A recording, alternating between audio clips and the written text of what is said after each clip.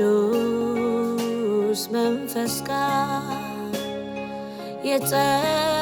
የጸናንሕዮ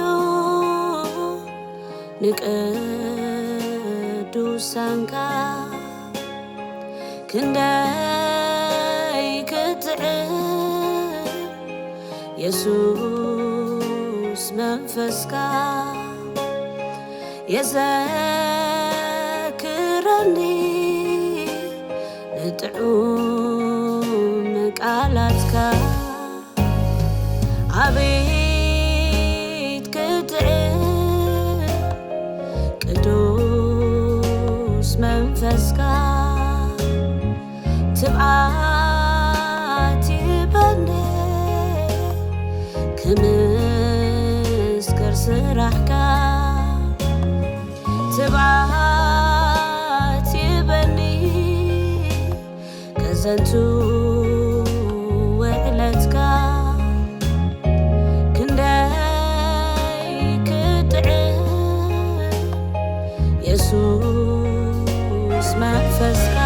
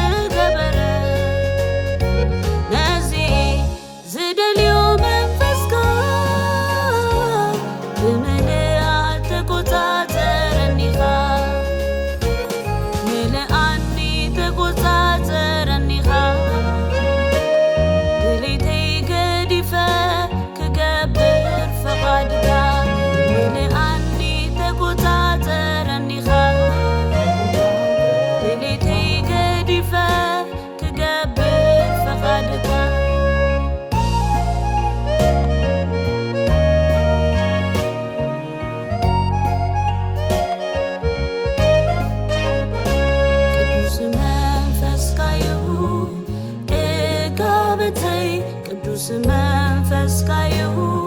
ንዓይ ትውክልተይ ቅዱስ መንፈስካዩ ንዓይ መጎሰይ ቅዱስ መንፈስካዩ ናይ ወትሩ ድሌተይ ቅዱስ መንፈስካዩ ጽምዓት ናይ ሕይወተይ ቅዱስ መንፈስካዩ ናይ ወትሩ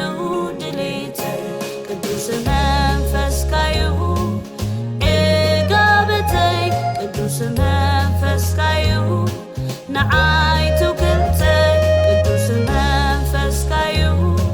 ንዓይ መጎሰይ ቅዱስ መንፈስካዩ ናይ ወትሩ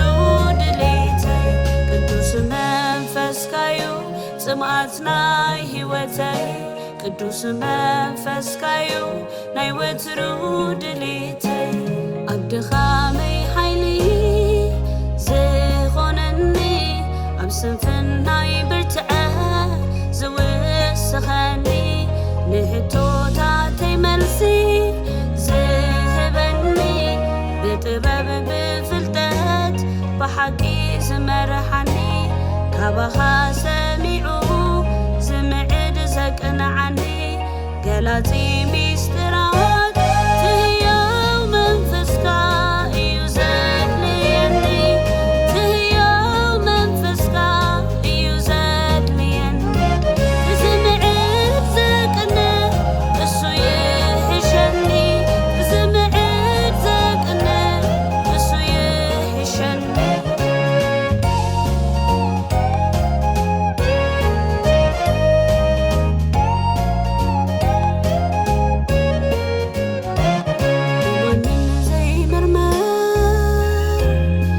ኩሉ ዝምርምር ኩሉ ጊዜ ምሳል ዘይፍለካ ባህ እቲ ባኻ ዘሎ ኩሉ ዘፍልጠኒ